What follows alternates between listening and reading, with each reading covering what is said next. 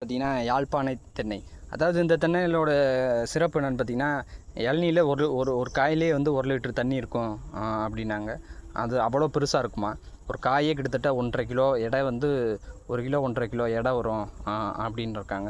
பருப்புலாம் நல்லா பெருசாக இருக்கும் அப்படின்னு. வருஷத்துக்கு குறையாமல் ஒரு 100 காய்க்கு மேலே காய்க்கும் அப்படின்னு இருக்காங்க. இப்போ நம்ம இது வந்து ஒரு 3 கண்டு வச்சுருக்கோம். இப்போ இது வந்து வச்சு ஒரு 4 மாதங்கள் இருக்கும்.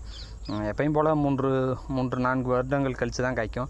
அதாவது ஹைப்ரிடுக்கும் நாட்டு இதுக்கும் என்ன பிரச்சனை இது பார்த்திங்கன்னா, ஹைப்ரிட்ன்றது நம்ம ரொம்ப பக்குவம் பார்க்கணுமா இருக்கும்.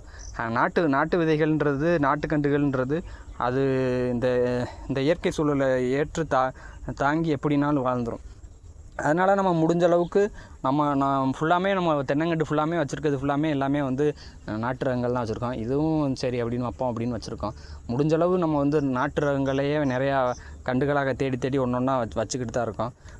ஏன்னா அது அழிஞ்சிடவும் கூடாது. அதை நம்ம மறுபடியும் புழக்கத்துக்கு கொண்டு வரணும். இன்னும் ஒரு 10-15 வருடம் கழித்து யாராச்சும் நாட்டு ரகங்களை தேடுவாங்க. அவங்களுக்குலாம் அது வந்து தேவைப்படும் அப்படின்றக்காக நம்ம முடிஞ்சளவு 1-2 கண்டுகளாக நாட்டு கண்டுகளாக தேடி நம்ம தோட்டத்தில் வச்சுக்கிட்டு இருக்கோம்.